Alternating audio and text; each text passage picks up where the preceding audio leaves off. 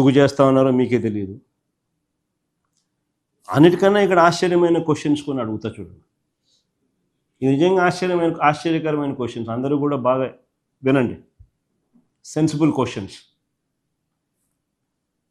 ఈ సిట్లో చంద్రబాబు వేసిన అధికారులు ఎవరు తెలుసా? ఒకరు కృష్ణయ్య సమీప బంధువు. ఈ కృష్ణయ్య ఎవడు? కృష్ణయ్య సమీప బంధువు గోపీనాథ్ జట్టి. ఈ కృష్ణయ్య ఎవడు? చెప్పమా, కృష్ణయ్య ఎవడు ఏంటి చూపించండి ఒకసారి. ఎన్టీఆర్ ట్రస్ట్లో, ఎన్టీఆర్ మెమోరియల్ ట్రస్ట్లో ట్రస్టీ. ఇప్పుడు పక్కన భువనేశ్వరి, కృష్ణయ్య. ఇది వాళ్ళ కుటుంబానికి ఉన్న సంబంధాలు. ఈయన సమీప బంధువు ఈ గోపీనాథ్ జట్టి అనేటోడు. ఈడు one of the SIT officers. ఈ మనిషి one of the SIT officers. ఈయన రిటైర్డ్ అయినా కూడా ఈ కృష్ణయ్య మీద చంద్రబాబుకి ఎంత ప్రేమ అంటే, ఈయన రిటైర్డ్ అయిపోయి ఇన్ని సంవత్సరాలు అయిపోయిన తర్వాత ఎన్టీఆర్ ట్రస్ట్లో, ఎన్టీఆర్ మెమోరియల్ ట్రస్ట్లో ట్రస్టీగా పెట్టుకోవడం అనేది కాక, రిటైర్ అయిపోయిన ఎన్ని సంవత్సరాల తర్వాత కూడా ఇప్పుడు కూడా ఈ స్టేట్ గవర్నమెంట్లో ఇప్పుడు AP pollution control board chairman. ఇప్పుడు కూడా ఏపీ పొల్యూషన్ కంట్రోల్ బోర్డుకు చైర్మన్. ఇలాంటి వెస్టెడ్ ఇంట్రెస్ట్తో ఉన్న వ్యక్తి సమీప బంధువు, one of the SIT officers. పోనీ ఇంకొక ఆఫీసర్ చూద్దామా. ఇంకొక ఆఫీసర్ ఎవడు? డిఐజీ త్రిపాఠి. ఈ సర్వశ్రేష్ఠ త్రిపాఠి అనేవాడు ఎలాంటి వాడు నేను చెప్పాల్సిన పనిలా. రాష్ట్రంలో ప్రతి ఒక్కరికి తెలుసు. పల్నాడు జిల్లాల్లో ఆయన క్రియేట్ చేసిన అల్లకల్లోలం ఇప్పటికి కూడా ప్రజలు మర్చిపోలేరు. ఏ రకంగా తెలుగుదేశం పార్టీని గెలిపించడం కోసం తెలుగుదేశం పార్టీని భుజాన వేసుకొని ఏ రకంగా తెలుగుదేశం పార్టీ కోసం పాకులాడినాడు అని చెప్పి, ఆ తర్వాత చంద్రబాబు నాయుడు గారు ఇదే ఆఫీసర్ను ఏ రకంగా చంద్రబాబు నాయుడు పక్కన పెట్టుకొని ఏకంగా డిఐజీ స్థానం ఇచ్చి ఆయన చేస్తూ ఉన్న మాఫియా కనెక్షన్స్లో ఈయన కూడా ప్రధాన పాత్ర పోషిస్తూ ఉన్న వ్యక్తి ఈ త్రిపాఠి అనేవాడు. ఈయన వన్ ఆఫ్ ది ఆఫీసర్. సిట్లో ఇలాంటి ఆఫీసర్లు నేను చెప్తున్నా.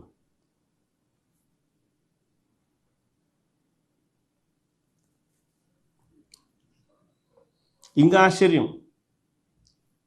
ఈ మధ్యకాలంలో మీరంతా ఆయన వింటారు, YV Subbareddy PA, YV Subbareddy PA, YV Subbareddy PA అని ఆయన పేరు ఏం పేరు? అప్పన్న. అసలు ఇది అప్పన్న ఎవడు పిఏ స్వామి అని చెప్పి నాకే అర్థం కాదు. అడిగిన నేను, విపిఆర్ పిఏ. విపిఆర్ ఎవడు? Telugu Desam party MP.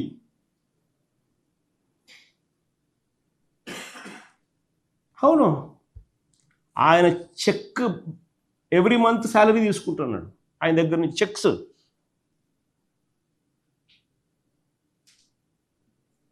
ఆయన ఏపీ భవన్ ఎంప్లాయీ, తర్వాత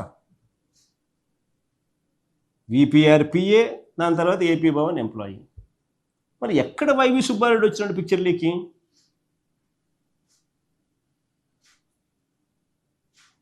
ఎందుకు ఆయన విపిఆర్ పిఏ అని బయటికి రావడంలా? ఎందుకు ఆయన ఏపీ భవన్ ఎంప్లాయీ అని బయటికి రావడంలా? ఎందుకు మాటికి ఈనాడు, ఈ ఆంధ్రజ్యోతి, ఈ టీవీ5, ఈ చంద్రబాబు ఎంతసేపు ఉన్నా YV Subbareddy PA, YV Subbareddy PA, YV Subbareddy PA Goebbels ప్రచారం చేస్తూ ఎందుకు డ్రిల్ చేస్తూ ఉన్నారు అబద్ధాన్ని? ఆలోచన చేయమని అడుగుతా ఉన్నా ప్రతి ఒక్కరిని కూడా. అంటే ఒక అబద్ధాన్ని నిజం చేయడం కోసము ఒక సిస్టమేటిక్ పద్ధతిలో ఏ రకంగా వ్యవస్థలు కూడబలుకుని ఏ రకంగా ఇరికిచ్చే కార్యక్రమం చేయడంలో ఏ రకంగా వీళ్ళంతా దిట్టలు అని చెప్పడానికి. అన్నిటికన్నా ఆశ్చర్యం ఏం తెలుసా? ఇవన్నీ జరిగింది ఎప్పుడు? ఈయన ముఖ్యమంత్రిగా ఉండగా, ఈయన ప్రభుత్వంలో జరుగుతాయి. అన్నిటికన్నా ఆశ్చర్యం ఇది.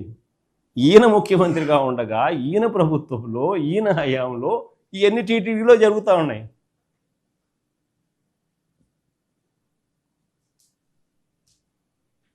ట్యాంకర్లో రిజెక్ట్ చేసినట్టు నెల తర్వాత వచ్చినాయని వీళ్ళే అంటారు. మరి ఆయన ఎవడు ముఖ్యమంత్రిగా ఉన్నాడు? ఏ రకంగా రిజెక్ట్ చేసినది మీరే రిజెక్ట్ చేసినారు, మీరే నెల తర్వాత మళ్ళీ ఎన్నికకి వచ్చినారు, మళ్ళీ మీరే యాక్సెప్ట్ చేసినారు, మీరే రాసుకుంటున్నారు. అంటే దాని అర్థం ఏంటి?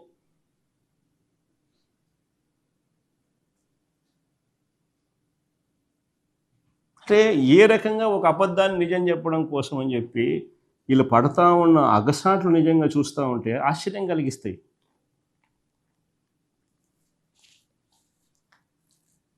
ఇప్పుడు రెండో కేసు చెప్తాం, పరకామణి కేసు. ఇది కూడా బాగా ఇంట్రెస్టింగ్ కేసు. ఈ పరకామణి కేసు అసలు ఆశ్చర్యం కలిగించే కేసు నిజంగా.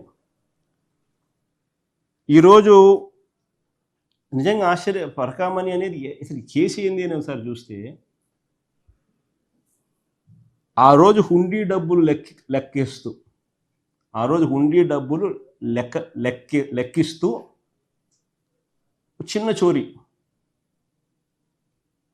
9 నోట్లు, $9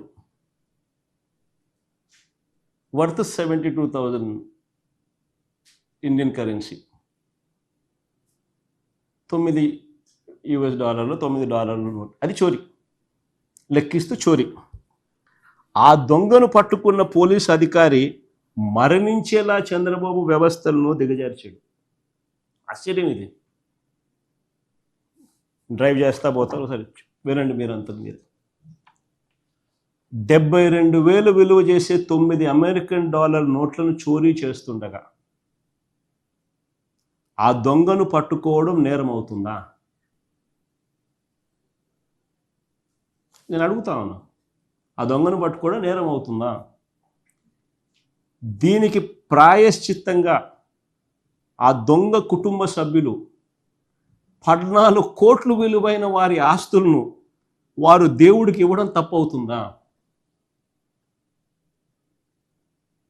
నేను అడుగుతా ఉన్నా మిమ్మల్ని.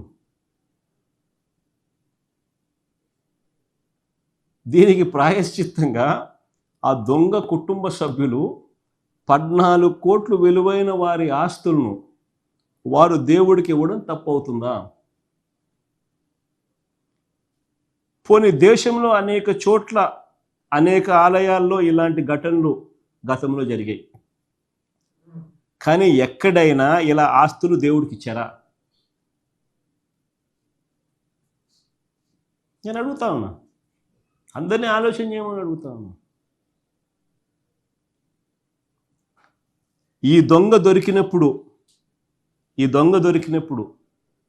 కేసు నమోదైంది, తిరుపతి కోర్టులో ఛార్జ్ షీట్ వేసినారు, మెగా లోక్ అదాలత్ కోర్టులో కేసును పరిష్కరించారు. అన్ని కోర్టుల పరిధిలో ప్రాపర్ కోర్ట్ ప్రొసీజర్తో, అంటే జరగాల్సిన జ్యుడిషియల్ ప్రాసెస్ అంతా జరిగింది. కేసు నమోదు చేసినారు, తిరుపతి కోర్టులో ఛార్జ్ షీట్ వేసినారు, మెగా లోక్ అదాలత్ కోర్టులో కేసును పరిష్కరించినారు. జరగాల్సిన జ్యుడిషియల్ ప్రాసెస్ అంతా జరిగింది. ఇందులో ఏదైనా సాంకేతిక పరమైన ఏదైనా అంశాలు ఏమైనా ఉంటే దర్యాప్తు చేసుకోవచ్చు, తప్పులేదు. కానీ రాజకీయం కోసం, రాజకీయాలు మనసులో పెట్టుకొని ఈ ఘటన జరిగినప్పుడు అక్కడ చైర్మన్గా వైవి సుబ్బారెడ్డి ఉన్నాడనో, అక్కడ చైర్మన్గా భూమన కరుణాకర్ రెడ్డి ఉన్నాడనో, వాళ్ళ మీద బురద జల్లాలని తప్పుడు స్టేట్మెంట్ల కోసం, తప్పుడు స్టేట్మెంట్లు ఇచ్చే విధంగా ఇవ్వాలి అని అక్కడ పనిచేస్తా ఉన్న బీసీ పోలీస్ అధికారిని వేధించి, వెంటాడి, బెదిరించి, చివరకు ఆయన చనిపోయేలా చేసి, దాన్ని కూడా వక్రీకరిస్తూ ఆ మరణానికి ఎవరో కారణం అంటూ ఎల్లో మీడియా చేత ఫేక్ కథనాలు రాయించడం ఎంత మటుకు ధర్మం అని అడుగుతా ఉన్నా. ఇది ఎంత మటుకు సమంజసం అని అడుగుతా ఉన్నా. నేను అడుగుతా ఉన్నాను మిమ్మల్ని కూడా, మీ ద్వారా రాష్ట్ర ప్రజలందరూ కూడా చూడమని అడుగుతా ఉన్నా. దొరికిన దొంగ జిఆర్ స్వామి మఠంలో క్లర్కుగా 30 ఏళ్ళ నుంచి పనిచేస్తూ ఉన్నాడు. ఆ దొరికిన దొంగ 30 ఏళ్ళ నుంచి జీరస్వామి మఠంలో క్లర్క్గా పనిచేస్తూ ఉన్నాడు.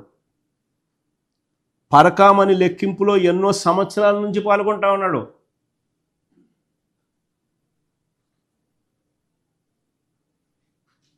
ఏదో కొత్తగా ఇప్పుడు వీళ్ళ మా ప్రభుత్వంలో వీళ్ళకి వచ్చింది కాదు అది. 30 ఏళ్ళగా ఆయన జీరస్వామి మఠంలో క్లర్క్గా పనిచేస్తూ ఉన్నాడు. 30 ఏళ్ళగా పరకామణి లెక్కింపులో ఎన్నో సంవత్సరాల నుంచి పాల్గొంటా ఉన్నాడు. మరి చంద్రబాబు ప్రభుత్వంలో గతంలో ఎందుకు పట్టుకోలేకపోయినారు అంటున్నాడు. Very simple question. దొంగను మేము పట్టుకున్నాం, మీరు ఎందుకు పట్టుకోలేకపోయినారు? చంద్రబాబు నాయుడు అడుగుతాను సూటిగా. చంద్రబాబు నాయుడు ఇంకొక క్వశ్చన్ కూడా అడుగుతాను. మేము వచ్చాక మేము ఎందుకు పట్టుకోగలిగినాం తెలుసా? ఎలా పట్టుకోగలిగినాం తెలుసా? మేము వచ్చాక తిరుమల హుండీ డబ్బును లెక్కించే పద్ధతిని లెక్కించే ప్రక్రియను ఇంకా పారదర్శకంగా చేయగలిగాం. ఏకంగా దేవుడి సొమ్ముని దొంగల పాలు కాకూడదని 23 కోట్లు ఖర్చు పెట్టి కొత్త బిల్డింగ్ కట్టినాం. 23 కోట్లు ఖర్చు పెట్టి పరకామని కొత్త బిల్డింగ్ కట్టాం. అత్యాధునిక కెమెరాలతో నిఘా వ్యవస్థ ఏర్పాటు చేసినాం. దాన్ని సీఎం హోదాలో నేను స్టార్ట్ చేశాను, ప్రారంభించాను. ఫిబ్రవరి 5, 2023 నుంచి ఆ బిల్డింగ్ పూర్తి స్థాయి ఆపరేషన్స్ స్టార్ట్ అయినాయి. పాత భవనంలో అరకొర సీసీ కెమెరాలు ఉండేవి. రికార్డింగ్ క్వాలిటీ కూడా తక్కువే, బ్లైండ్ స్పాట్స్ ఎక్కువ. వాటినన్నింటినీ మారుస్తూ కొత్త భవనంలో మేము 360 degrees కవరేజ్తో 4K HD CCTV వ్యవస్థలు, హైబ్రిడ్ నైట్ విజన్ కెమెరాలు, ఎక్కువ రోజులు డేటా ఉండేలా multi team real time monitoring systems ఇవన్నీ తీసుకొచ్చినాం.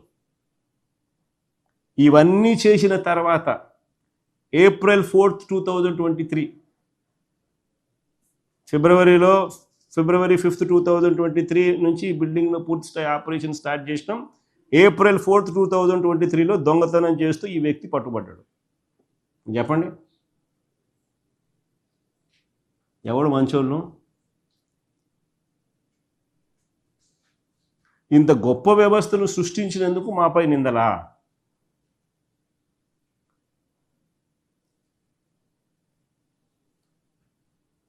సంవత్సరాలు దశాబ్దాలుగా ఉన్నాడు, ఇదే పని చేస్తూ ఉన్నాడు అని చెప్పి అనుకోవచ్చు.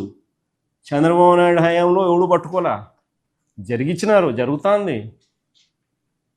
మా హయాంలో పట్టుకొని ఈ గతంలో ఏం జరిగిందో దేవునికి తెలుసు. 9 నోట్లు దొరికినాడు, 72,000 విలువ అంతే. ఏకంగా 14 కోట్ల రూపాయలు వర్త్ టీటీడీకి దేవునికి రాసిచ్చినాడు వాళ్ళ కుటుంబం. ఏది చేస్తూ ఉన్నారు స్వామి మీరంతా?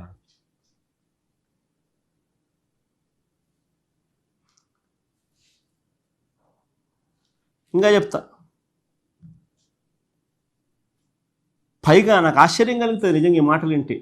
పైగా నేను ఇది ప్లే చేస్తా. వర్ల రామయ్య అనే TDP Telugu Desam party politburo member. Varla Ramaiah అనే మనిషి Telugu Desam party politburo member. ఆయన వాళ్ళ పార్టీ స్పోక్స్ పర్సన్, వాళ్ళ పార్టీ పాలిట్ బ్యూరో మెంబర్. ఆయన చేత చంద్రబాబు నాయుడు గారు మాట్లాడిస్తున్న మాటలు చూస్తే ఎంత ఆశ్చర్యంగా ఉన్నాయో తెలుసా? ఒక్కసారి వినండి ఆయన మాట్లాడే మాటలు.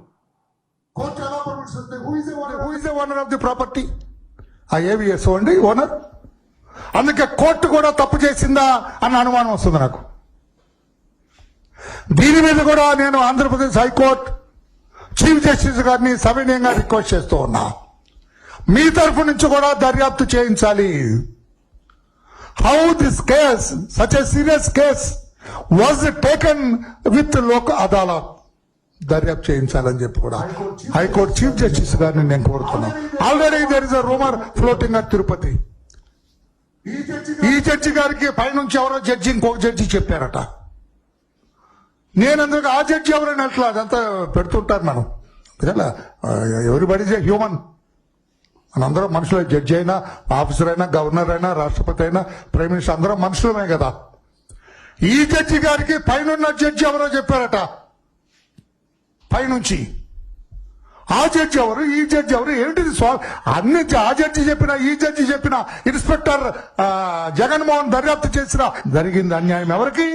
స్వామి వారికి పాయింట్స్ ఇవ్వటం జరిగింది. వాళ్ళంతా ఇంకొక విషయం అండి, తమిళనాడులో రిజిస్టర్ చేసింది ఆస్తులు, తమిళనాడులో రిజిస్టర్ చేశారట. దీని వెనకెవరో ఒక న్యాయమూర్తి కూడా ఉన్నారని చెబుతున్నారు. How far it is true I don't know. దీనికి 50 లక్షలు స్టాంపు డ్యూటీ కట్టారట. నేను అడుగుతున్నా ఈ రోజున సిఐడిటీని 50 లక్షల రూపాయలు ఎవరు కట్టారు? తమిళనాడులో ఆస్తులు తమిళనాడులో రిజిస్ట్రేషన్ చేయకపోతే మన రాష్ట్రంలో రిజిస్ట్రేషన్ చేస్తారా? తలకాయ తోక లేకుండా మాట్లాడే మాటలు చూస్తే ఏకంగా చంద్రబాబు నాయుడు గారు ఆయన స్పోక్స్మ్యాన్తో, ఆయన పార్టీ పాలిట్ బ్యూరో మెంబర్తో ఆయన మాట్లాడిస్తున్న మాటలు ఇవి. ఏకంగా న్యాయ వ్యవస్థ మీద చంద్రబాబు నాయుడు గారు దాడి చేస్తూ ఉన్నారు.